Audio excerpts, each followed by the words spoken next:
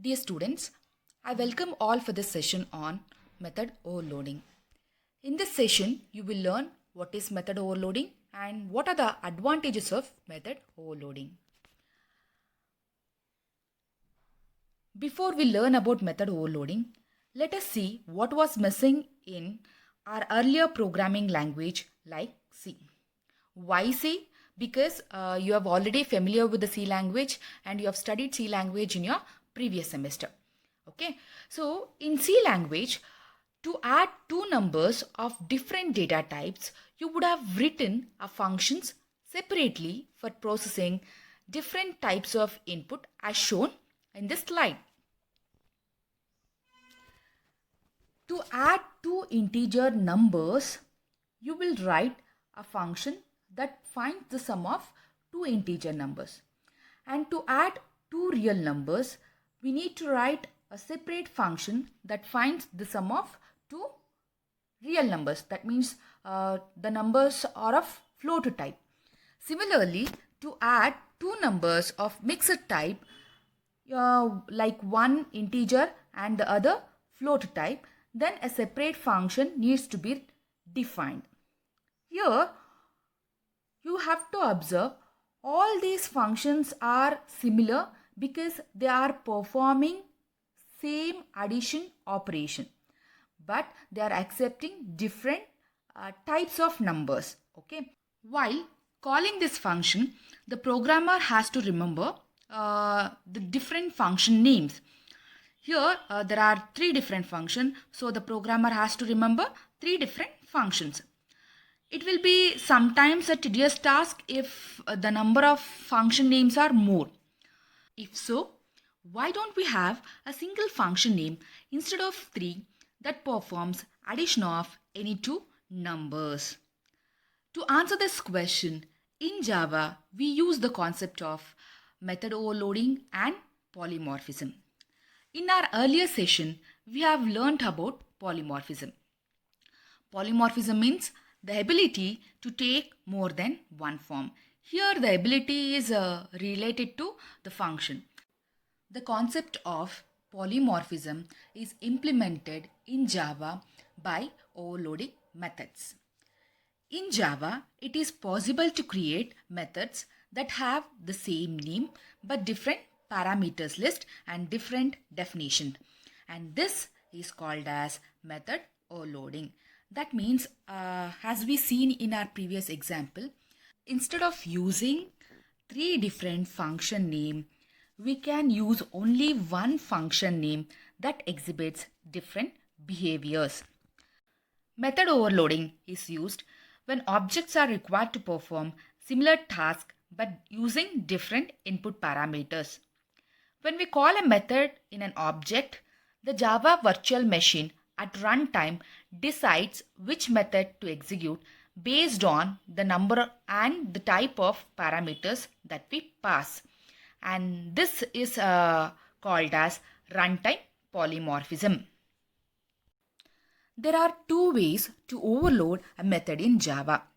One by changing the number of arguments as seen in this example. Here the method add is accepting same data type parameters. The first method is accepting two inputs and the second method is accepting three inputs. And the other way is by changing the data type of the arguments as shown below. Here both the functions are accepting the same number of inputs, but the data type of the inputs are unique. They are different. Let us understand how we can overload methods by changing the number of arguments with an example program. Here in this example, you can see a function called DISP is overloaded by providing a different number of inputs. The first function is accepting only one argument that is of character type, and the second function, that is DISP function, is accepting two arguments. One argument is of character type and the other one argument is of integer type. Okay, so when I call a function DISP with the help of an object of a class, Then based on the parameter that I pass it to that function, the Java virtual machine will decide which function, which DISP function to execute. Here you can see when I call DISP by passing a character, then obviously DISP character function will be executed.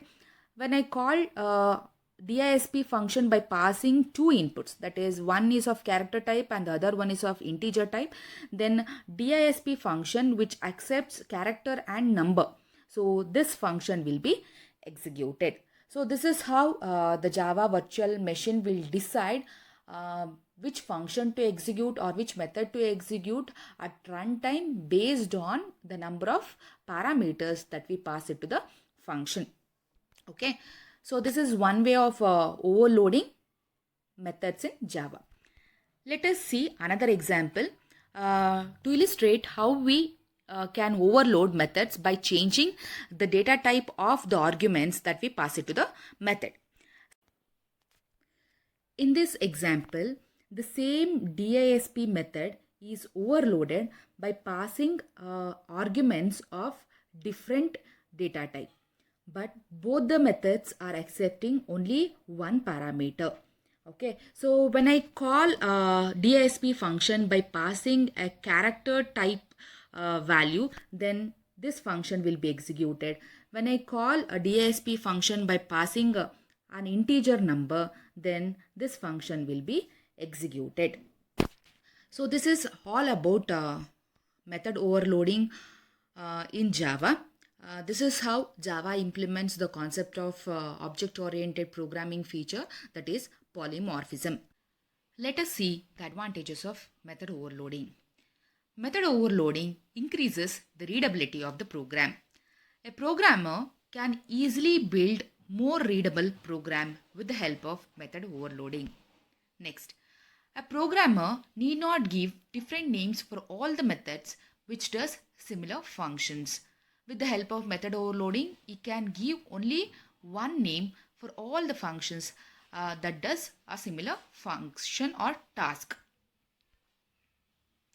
Next, we will learn about static members.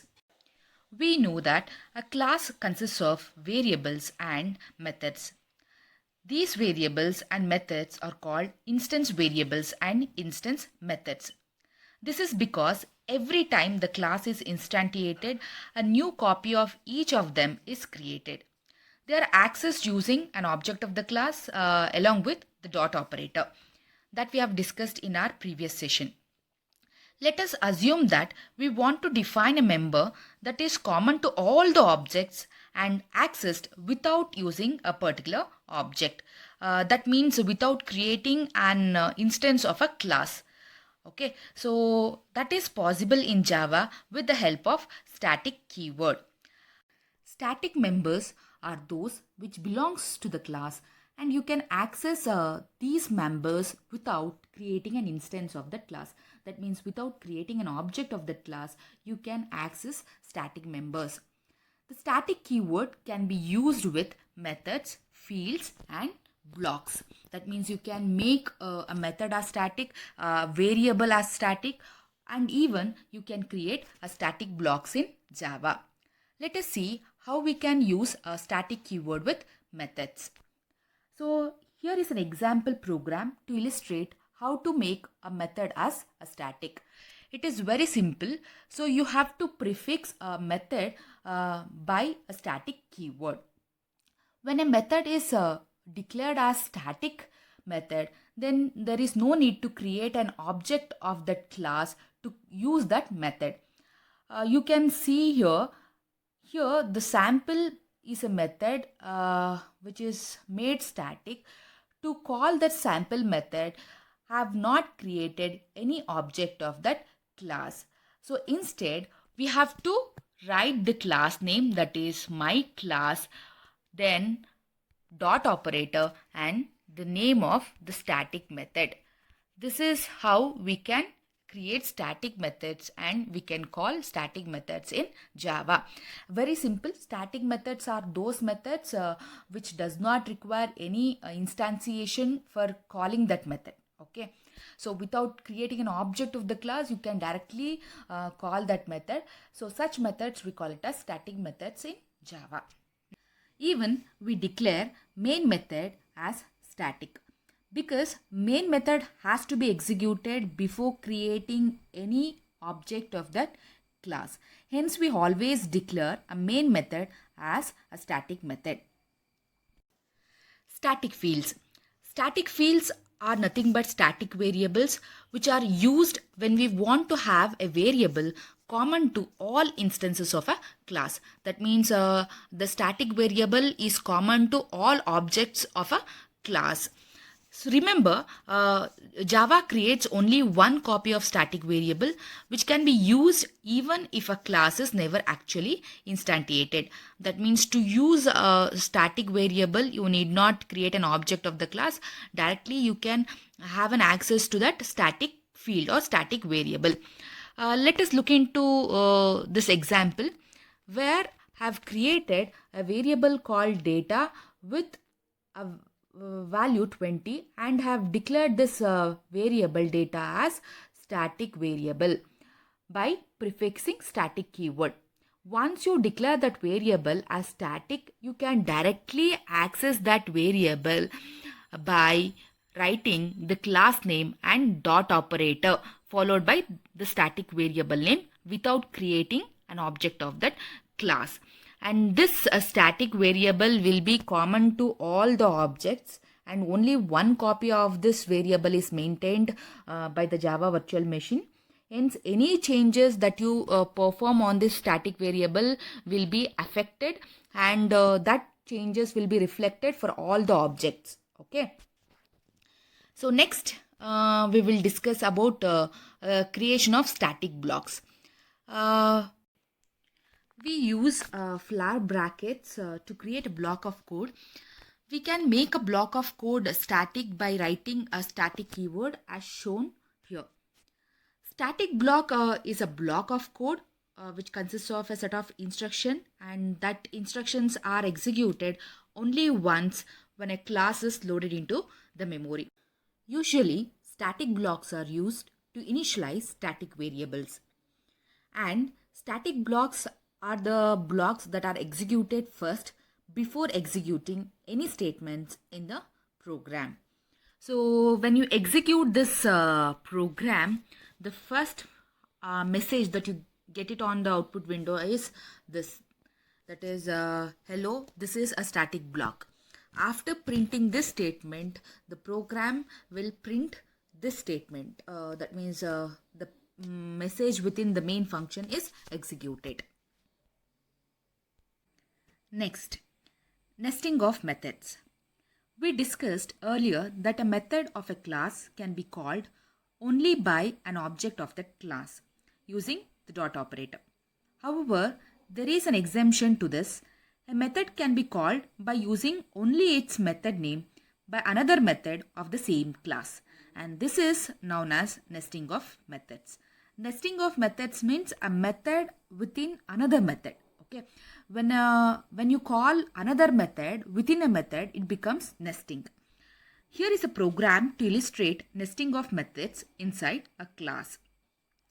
The class nesting defines a constructor and two methods, namely largest and display. The method display calls internally the other method largest without using any object of that class, because the largest method belongs to the same class the display method belongs to. Placing one method within the another method, we call it as nesting of methods.